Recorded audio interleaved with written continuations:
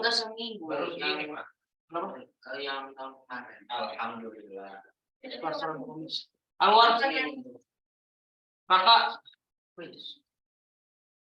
buat Teo, Iban, maju. Jalan. Bentar. Kakak, Ayib, Iban, kakak. Neta mana Neta? Oh, Neta udah. Oh iya. Neta. Udah nggak Neta udah diaktifkan ini. Masuk ke gini. Direkam. Terus.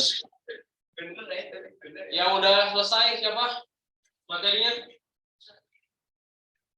Gini aja. Yang udah 2 halaman siapa? Yang udah selesai.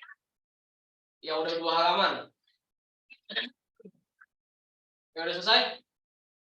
Ali udah. Iya nggak apa-apa. Kan minimal 1. Coba lihat di ini begini. Wih mantap. Wih mantap. Oke. Jadi selanjutnya itu kita presentasi dari yang tadi kalian tulis.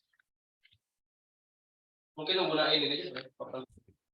Jadi kalian boleh pakai kapur. Silahkan. Pakai kapur. Dijelasin. Mau cerita? Ya boleh mau cerita. Cuman ini dimudahkan berikan kapur. Silahkan kalau mau digunakan. Oh gini saya. Nggak apa-apa. Deskripsi. Ya. Ini udah rekam berarti ya. Oke, Alia dipersilakan maju ke depan. Alia, ya. The floor is yours. Silahkan. Ini kapurnya. Pergunakan dengan bijak. Ayo, silakan. Presentasi ya, dipresentasikan. Itu pakai aja, pakai. Oh ya, soalnya kan bakal masuk ke ini. Kan yang menilai saya sama mungkin Pak Azam juga mau nilai ya. Tes. Tawa.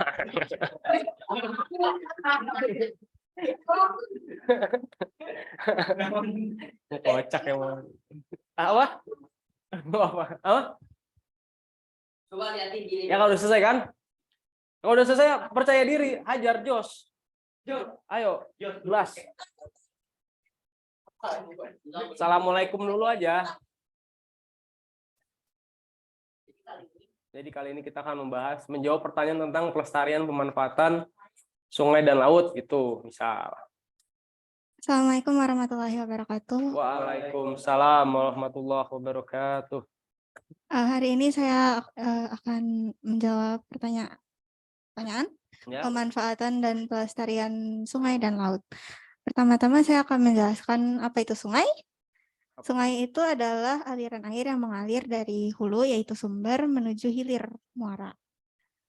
Terus menurut riset saya tadi, saya menemukan menurut ODUM pada tahun 1996, sungai sendiri itu memiliki ciri-ciri yaitu semakin ke hulu, topografinya semakin bergelombang dan bisa terlihat sampai bergunung-gunung. Aliran sungai juga mengalir dari sungai sampai ke laut. Mana tadi? Ahli-ahli geografi mendefinisikan laut sebagai pemisahan wilayah samudra menjadi bagian-bagian yang lebih kecil. Masing-masing bagian atau seluruhnya dipisahkan oleh daratan. Dua perbedaan sungai dan laut yaitu, 1. Kapasitas air di laut lebih besar dibandingkan kapasitas air di sungai. Laut adalah kumpulan air asin, sedangkan sungai adalah kumpulan air tawar. Manfaat sungai dan laut yaitu menampung air, mengalirkan listrik, menjadi pusat ekosistem, menjadi sumber kehidupan, menjadi sarana transportasi, menjadi mata pencaharian, menambah kesuburan tanah karena terbentuknya endapan vulkanik, dan menjadi sumber bahan pembuatan bangunan seperti pasir, kerikil, dan batu. Cara melestarikan sungai dan laut itu adalah dengan cara-cara berikut. Pertama, tidak membuang air besar di sungai atau kali.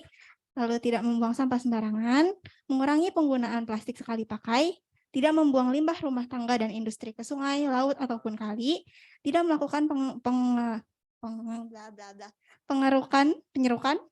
pengerukan pasir yang berlebihan, menggunakan deterjen, sabun, sampo, dan lain-lain yang ramah lingkungan, tidak menggunakan pupuk kimia dan pestisida secara berlebihan, hemat energi dan air, mendaur ulang sampah plastik, dan melakukan reboisasi dengan tanaman bakau, dan lain-lain. Akibat jika sungai ataupun laut tidak dilestarikan adalah terjadinya kerusakan ekosistem di laut, terganggunya aktivitas kegiatan di laut, dan ketidaksuburan tanah. Juga berkurangnya oksigen. Sekitar 60-80% oksigen berasal dari plankton yang ada di laut. Maka dari itu kita harus selalu menjaga laut. Karena jika kita kehilangan oksigen, maka kita tidak bisa bernafas dan makhluk hidup kemungkinan besar akan punah. Sekian dari saya. Apakah ada yang mau ditanyakan? Oke, terima kasih beri applause pada ini. Oke, itu tadi tentang pelestarian sungai dan laut ya, berarti ya. Kalau tadi kan banyak ke laut ya, kalau sungai berarti pelestarian tadi gimana tadi? Jelasin nih. Sungai dan laut? Oh, sungai dan laut tidak dipisahkan. Sungai gimana, laut gimana enggak ya? Tidak.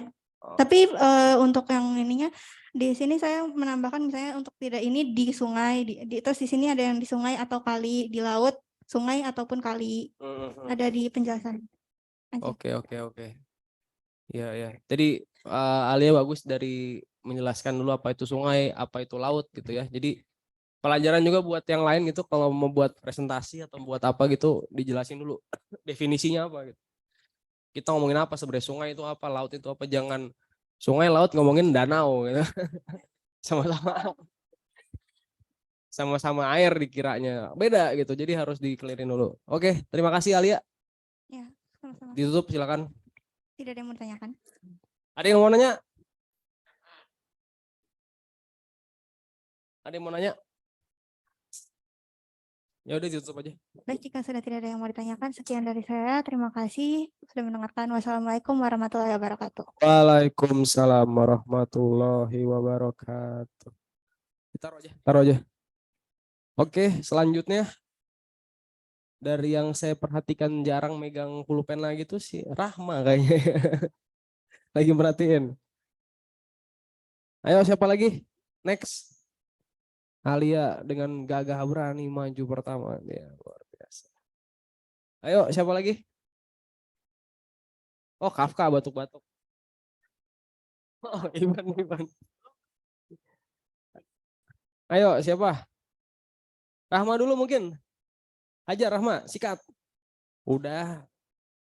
Bisa ngomong, kamu udah jago ngomongnya. Rahma. Hajar. Rahma. Jadikan hanya. Assalamualaikum warahmatullahi wabarakatuh. Waalaikumsalam warahmatullahi wabarakatuh. Laut dan sungai merupakan dua hal yang sangat dibutuhkan di dunia. Tanpa kedua hal itu, manusia akan kehilangan sumber air. Gak jelas, suaranya gimana? Dua hal yang? Enggak, aku. Laut dan sungai merupakan kedua hal yang sangat dibutuhkan di dunia. Tanpa kedua hal itu, manusia akan manusia akan kehilangan sumber air, lalu karena tidak bisa hujan dan ya banyak, dan akan terjadi banyak musibah. Selain itu, banyak sekali pemanfaatan yang dilakukan oleh manusia terhadap laut dan sungai. Di dalam sungai juga laut terdapat banyak sekali keragaman hayati yang biasa diambil oleh manusia. Ikan dan makhluk lainnya merupakan makanan yang sangat bergizi dan memiliki protein yang tinggi. Beberapa sungai memiliki aliran atau arus air yang cukup deras.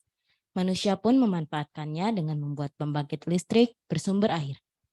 Menurut saya, ini merupakan pemanfaatan yang sangat efektif dan berguna bagi kehidupan manusia. Selain itu, seperti yang sudah lama dilakukan, sungai dan laut biasa dijadikan sebagai sarana transportasi. Sungai yang letaknya memanjang di sepanjang daratan suatu pulau, lalu laut yang menghubungkan satu pulau ke pulau lainnya akan sangat berguna jika dimanfaatkan sebagai sarana transportasi.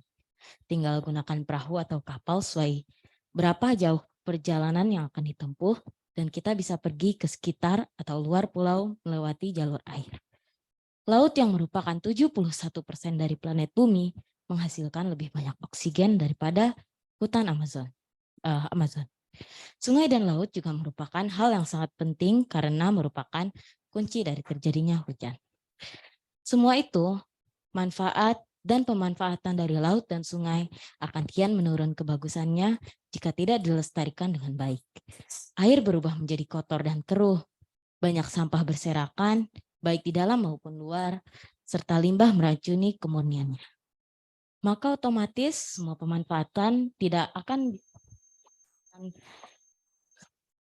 sebaik jika airnya bersih. Tidak akan bisa berjalan dengan baik. Ulang-ulang.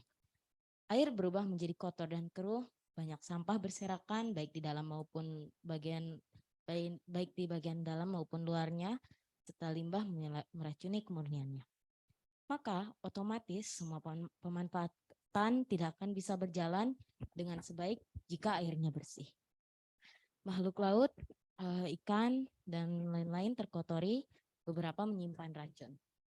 Pelestarian air laut dan sungai sudah lama dilakukan oleh manusia.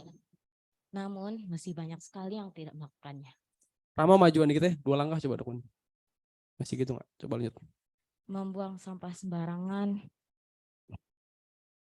membakar sampah, mengotori polusi udara, membuang limbah sembarangan di sungai, boros listrik, dan berbagai hal lain yang bisa berdampak pada ekosistem laut masih sering dilakukan oleh manusia. Padahal dengan mengurangi semua yang telah diberitahukan tadi, sungai, laut, serta sumber air lainnya akan menjadi jauh lebih bersih. Dengan tidak menggunakan peledak saat ingin berburu ikan di laut, juga bisa mengurangi rusaknya terumbu karang. Begitu indah bukan? Jika kita bisa melestarikan sungai dan laut dengan baik, kedua sumber air itu akan berfungsi secara maksimal. Karena banyak sekali manfaat yang bisa kita ambil dari kedua mata air itu. Jadi, ayo kita jaga sungai dan laut dengan benar demi kelangsungan hidup manusia.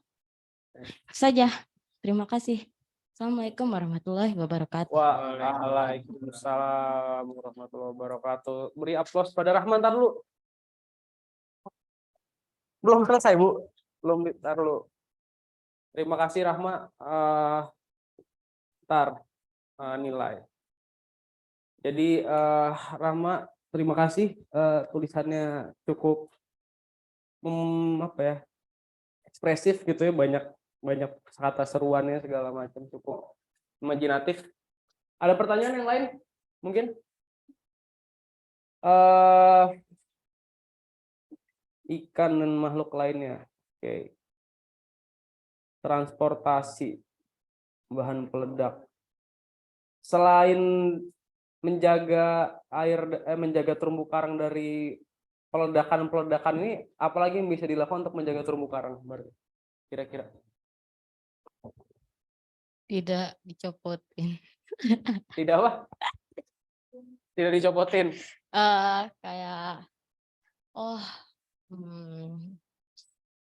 Iya kan suka banyak orang yang gitu kan.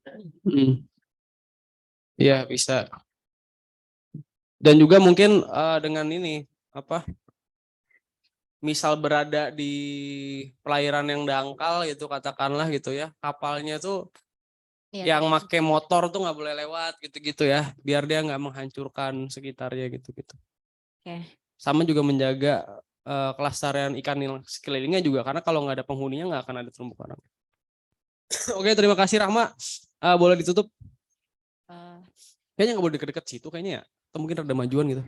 Terima kasih. Sekian dari saya. Wassalamualaikum warahmatullahi wabarakatuh. Waalaikumsalam warahmatullahi wabarakatuh. Oke, Rahma udah, Alia udah.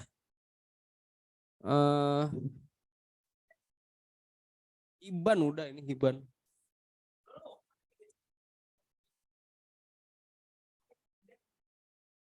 Tes.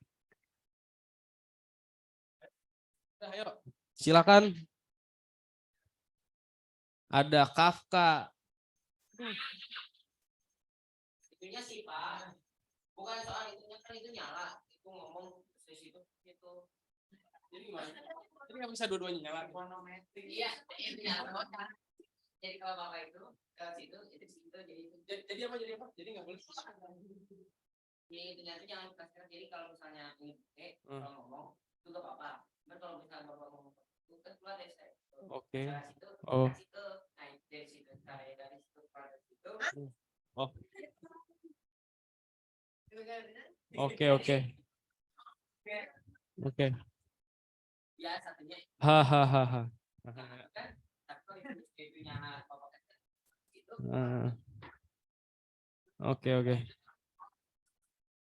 Oke. Berarti mungkin selanjutnya Ayut ya. Ayo Ayut maju silakan. Boleh dijelaskan? Udah. Ya udah iya. Ya udah iya. Pakai ini aja Pak. Silakan pakai itu. Tas. Dibuka Ayut silakan. Assalamualaikum warahmatullahi wabarakatuh. Bajunya dimasukin dirapiin. Ayo. Jangan di hadapan ini dong. Di belakang itu misal pojok.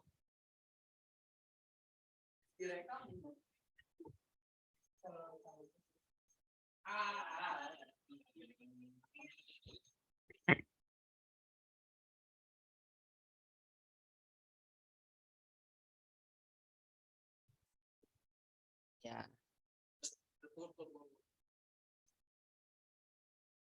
Oke. Tes. Ya. Aduh. Oh ya sudah. Oke, saya temanya tuh upaya pelestarian Sungai Bengawas Solo. Menurut Bupati Bojonegoro, ada 6 cara melestarikan sungai terpanjang di Pulau Jawa. Jawa. Yakni dengan melestarikan hutan di hulu sungai, tidak membuang air besar sembarangan. Tidak membuang air besar sembarangan dan di sungai atau di sekitar atau di kali. Tidak membuang sampah ke sungai, menata benar nih. Menata agar tidak banyak bangunan yang berdiri di dekat sungai, tidak membuang limbah rumah tangga dan industri ke sungai, tidak melakukan pengerukan pasir yang berlebihan di Sungai Bengawan Solo. Kang Yoto menyimpulkan bahwa watak masyarakat di sekitar Sungai Bengawan Solo kebanyakan rakus. Ini menyebabkan masyarakat sekitar tidak bisa memanfaatkan dengan baik. Bahkan malah masyarakat merusak Sungai Bengawan Solo. Manfaat Sungai Bengawan Solo adalah bisa dijadikan tempat wisata, olahraga, transportasi, dan irigasi pertanian.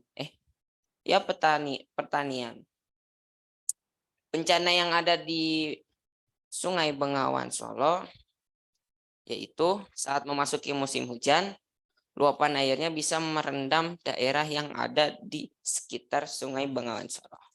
Ya, sekian.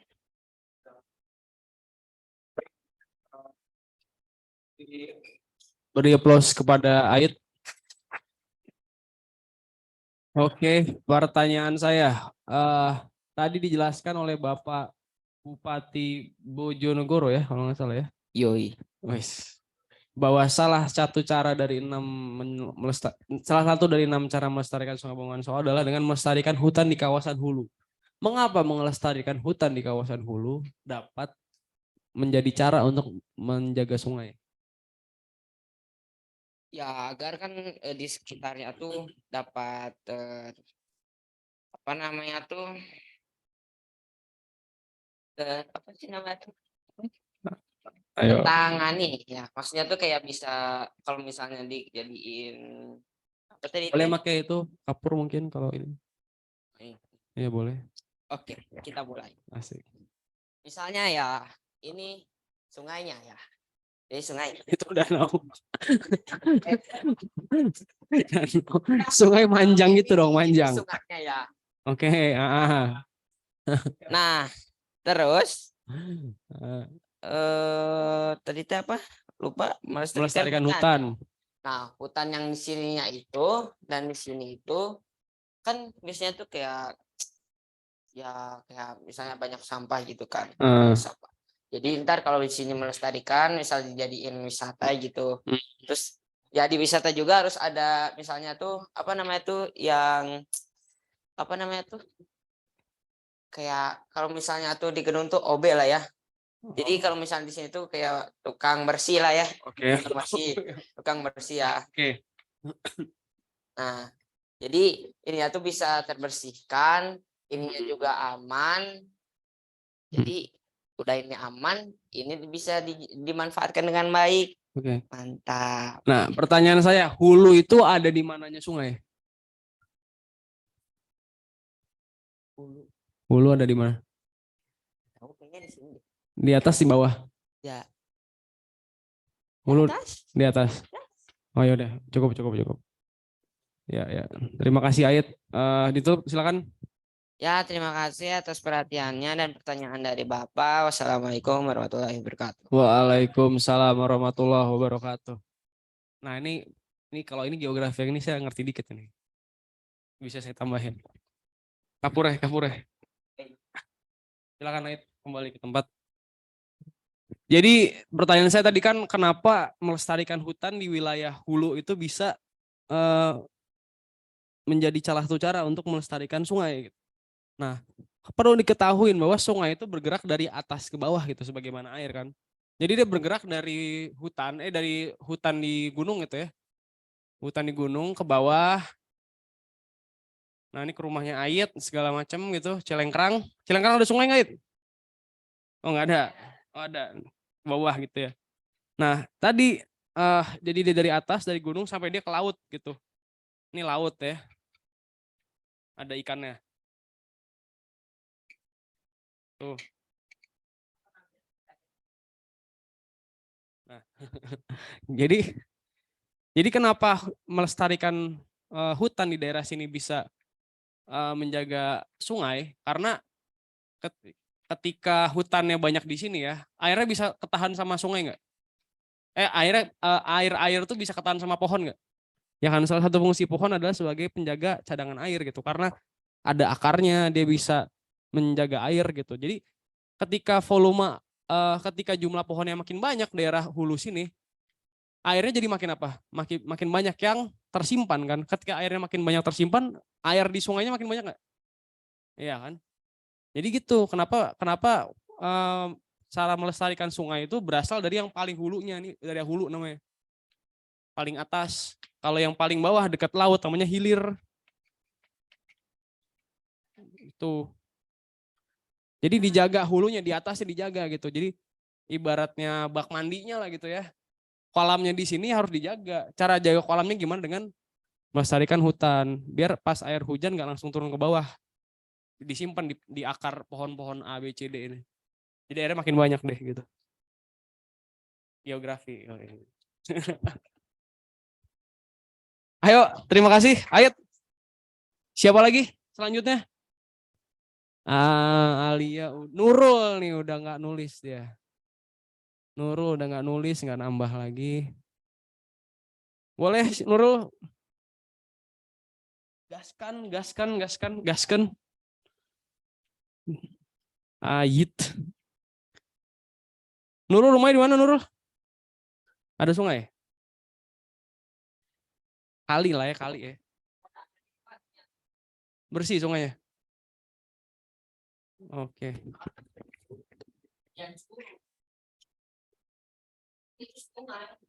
Assalamualaikum warahmatullahi wabarakatuh. Waalaikumsalam warahmatullahi wabarakatuh.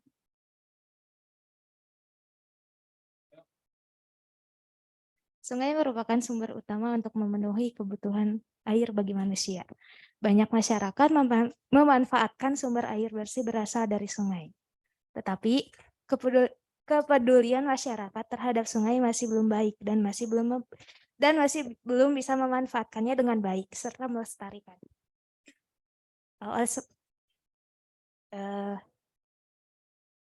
Sungai banyak sekali manfaatnya, yaitu pertama, sungai bisa menjadi sumber tenaga terbarukan untuk pembangkit listrik, dapat menciptakan lingkungan yang sejuk, sebagai sumber mata air bersih, dapat menampung dan mengalirkan air hujan, sebagai sumber irigasi untuk pertanian. Oleh sebab itu, kebersihan dan kelestarian sungai tidak dapat dijaga oleh pemerintah saja, tetapi tetap saja masyarakat harus mempunyai rasa kepedulian dan kesadaran dari masing-masing dirinya untuk menjaga, memanfaatkan, dan melestarikannya. Bagaimana agar masyarakat bisa menjaga dan melestarikan sungai dengan baik? Yaitu pertama, tidak membuang sampah ke sungai. Kedua, tidak membuang limbah rumah tangga dan industri ke sungai. Ketiga, menata air agar menata bangunan yang berdiri di dekat sungai.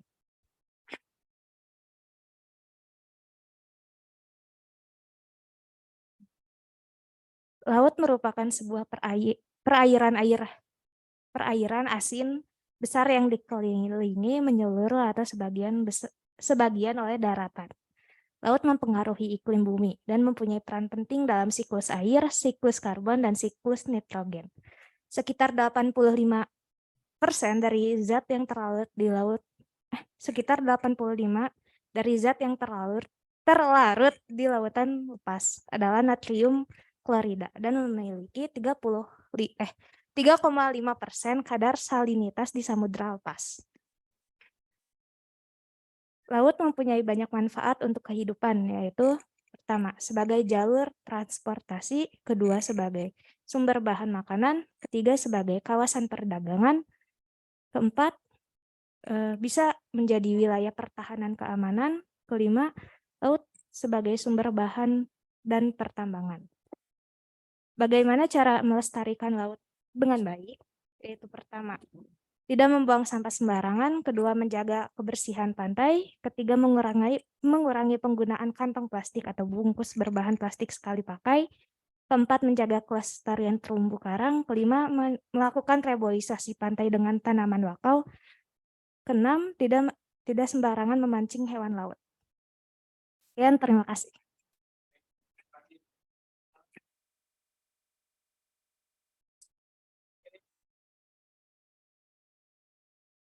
Tadi apa ya? Saya mau nanya apa dia? Enggak. Tidak buang sampah, oh ini.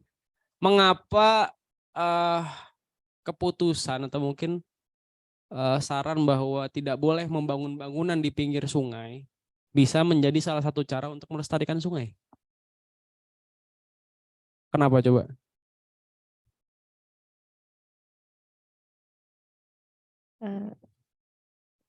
Kira-kira kenapa? Kenapa nggak boleh ketika bangunan tubuh nggak ada di pinggiran sungai itu bisa melestarikan sungai gitu? Kenapa gitu? Dan kalau ada malah bisa berbahaya buat sungainya. Kenapa? Mungkin apa ya? Ayo. Supaya apa ya? Yang saya pernah pelajari waktu SD itu katanya biar kalau kan gimana ya? Gimana? Supaya terjadi kayak longsor gitu. Terus kan mungkin puing-puing bangunannya bisa mengganggu. Terus mungkin udah. Iya bener, pokoknya bener. Cuman yang lebih penting juga yang perlu diingat, ibaratnya gini ya, kalian ada ini sungai segede gini gitu ya, mana ya? Ada pulpen nggak pulpen? Ini misalnya, ini pulpen berarti abis ini dia yang maju nih, nggak perlu nulis. Misal sungainya awalnya segede gini gitu, lebarnya ya, lebarnya segede gini. Cuman pelan-pelan didiriin bangunan sebelahnya gitu. Di sebelahnya didiriin bangunan. Nah, bangunan itu kan punya apa kalau dalam fisika? Punya massa, punya beban, punya berat gitulah ya. Jadi kalau misalnya lama-lama bangunan makin banyak, makin tergerus tanahnya. Jadi makin mendesak sungainya gitu loh. Sehingga bisa jadi sungainya 10 tahun, 20 tahun segede gini lebarnya. Gitu. Jadi kayak kamu lihat di foto-foto misal Sungai Ciliwung, sungai mana gitu, dulu belum ada rumah-rumah di sebelahnya. Lebarnya masih gede gitu, masih lebar banget. Tapi setelah ada rumah sebelahnya gitu, pelan-pelan menyusut. Seperti itu sih. Oke, terima kasih Nurul, boleh tutup. Terima kasih pertanyaannya. Wassalamualaikum warahmatullahi wabarakatuh. Waalaikumsalam warahmatullahi wabarakatuh. Selanjutnya anaknya, ayo. Tadi udah diambil pulpennya, udah pede berarti. Oh, laki-laki udah kan tadi. Oh, Hiban. Raka. Ayo yang udah. Hajar Raka.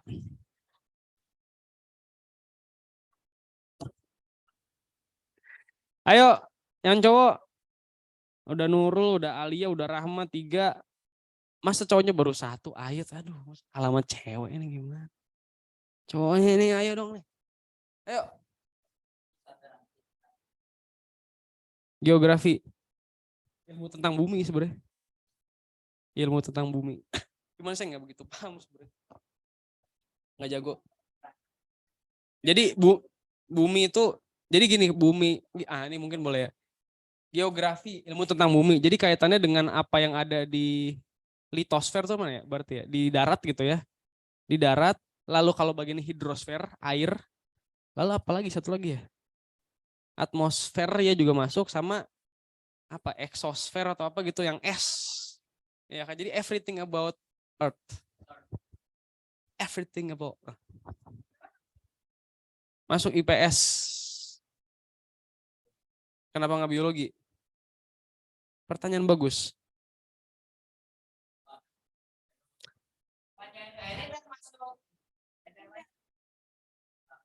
Tapi SMA saya IPA-nya ngaco. Ranking 27 dari 32 anak dulu. Cuman pas kelas 3 belajarnya rajin. 27. Ya, karena saya nggak suka IPA, sukanya IPS. Mungkin lebih gini ya Rahma ya. Sebenarnya geografi nggak sebatas dengan fakta-fakta kayak apa misal hidrosfer, sungai, batuan, tanah-tanah gitu. Cuman gimana karakter dari bumi itu juga mempengaruhi tingkah laku manusia gitu. Sebenarnya geografi ngarahnya ke sana juga sih. Karena kalau biologi ngomongin tentang manusia, nggak ngomongin tentang bagaimana manusia hidup, bagaimana manusia hidup secara sosial gitu. Kan biologi ngomongin itu. Biologi cuma ngomongin manusia, organ-organnya secara biologis, secara apa tuh, secara organ-organ organisme di dalamnya. Kalau enggak, bukan ke, kalau itu kan lebih ke interaksi fisiologis, lebih ke fungsi badan gitu. Kayak misalnya pencernaan atau apa, misal kalian makan segala macam. Kalau geografi itu lebih kaitannya sama karakter mental manusianya, gimana di daerah keras gitu, di daerah dingin gimana, apa kebiasaannya, gimana dia.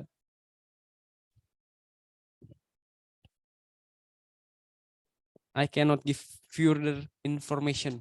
Tapi menurut saya sih gitu sih. Dia lebih ke melihat gimana manusia, tanya ke Pak Azam deh pokoknya.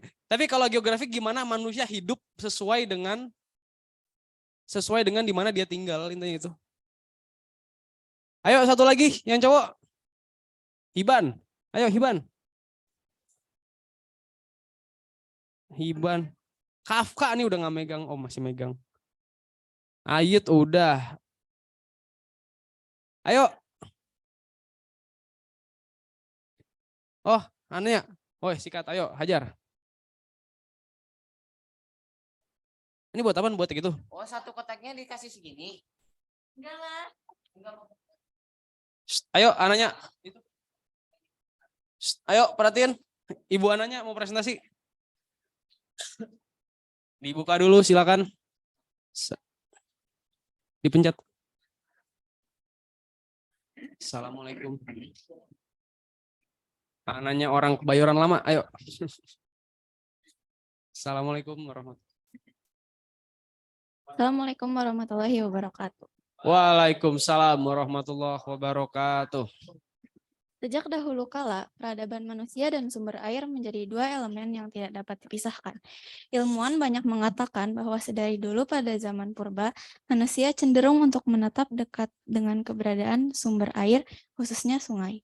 Air memiliki peranan yang sangat besar bagi kehidupan manusia, tidak hanya untuk kebutuhan pangan saja, namun dapat berguna pula untuk kebutuhan hidup yang lainnya. Di antaranya adalah 1. Sebagai sumber mata pencaharian. Sumber air yang kebersihan dan lingkungannya terjaga menjadi habitat hewan-hewan laut khususnya ikan. Dengan itu, kita bisa memanfaatkannya untuk dikonsumsi maupun dijual. Kedua, sarana transportasi. Kurang lebih 70% permukaan bumi merupakan samudra, maka memanfaatkan hal tersebut untuk berkeliling dunia dengan kapal bisa menjadi salah satu pilihan. Ketiga, sumber pembangkit listrik. Air dengan aliran yang deras bisa kita manfaatkan menjadi PLTA atau pembangkit listrik tenaga air, khususnya di tempat-tempat terpencil, sehingga wilayah atau tempat-tempat kecil bisa mendapat cahaya yang layak. Terakhir, pariwisata. Pariwisata juga memegang peranan penting dalam perekonomian nasional, maka dengan melestarikan laut atau sungai beserta mencoba untuk memperindahnya, daerah-daerah itu bisa memiliki potensi untuk dijadikan tempat wisata, contohnya snorkeling, arung jeram, dan lain-lain. Namun, pencemaran air telah menjadi salah satu masalah yang selalu ada di zaman sekarang. Lingkungan laut dan sungai sekarang banyak terkontaminasi oleh bahan-bahan kimia, limbah pabrik, sampah, maupun pencemaran udara yang membawa pestisida ke sumber air. Jika ekosistem air, khususnya laut, menyerap racun, maka elemen-elemen laut, khususnya hewan seperti ikan atau kerang, tidak bisa menjadi bahan pangan, dan pemanfaatan ekosistem air yang lainnya yang sudah saya sebutkan tadi tidak bisa terwujud dengan baik. Berikut langkah-langkah mencegah polusi air. Di antaranya adalah kurangi penggunaan bahan plastik dan kebiasaan membuang sampah sembarangan, karena itu tidak hanya akan meracuni daratan, namun akan meracuni ekosistem air laut juga. Ekosistem air juga.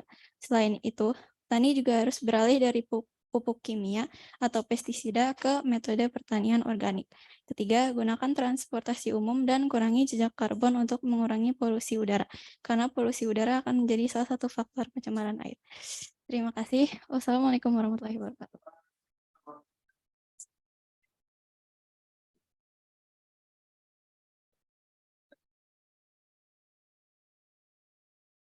Saya ada pertanyaan satu mungkin. Bagaimana polusi udara bisa memengaruhi pencemaran air?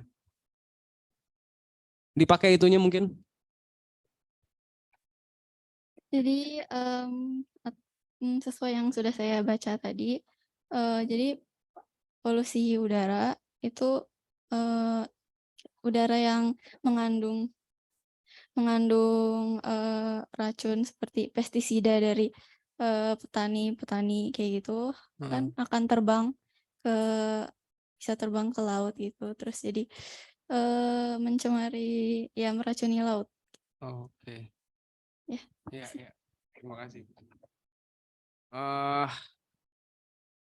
Polusi udara. Ya, itu Pak Azam aja yang jawab lah ya. Kayak jawaban saya juga tidak begitu yakin gitu. Tapi saya tadi mau nanya beneran nanya jadinya. Oke, anaknya ditutup aja nggak apa-apa.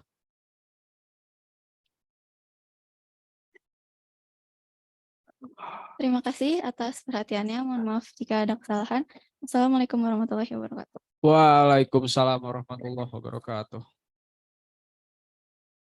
Nanya, berarti yang udah presentasi 1, 2, 3, 4, 5 orang dari 10 orang yang datang.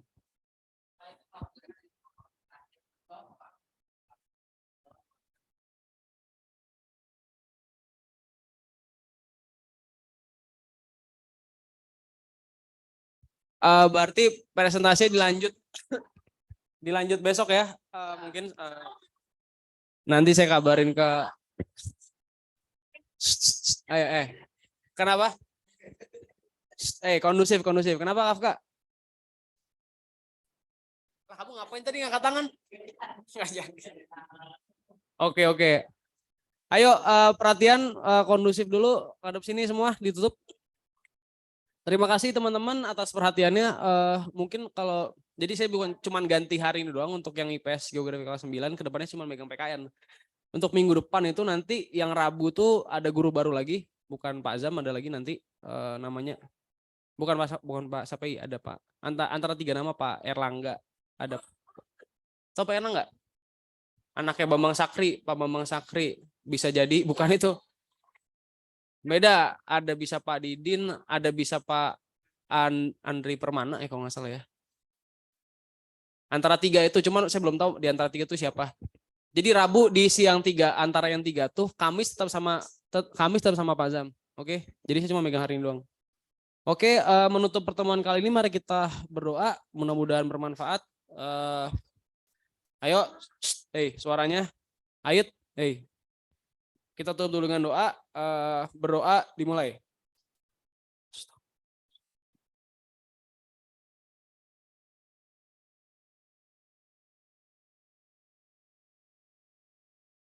Berdoa selesai. Terima kasih. Wassalamualaikum warahmatullahi wabarakatuh.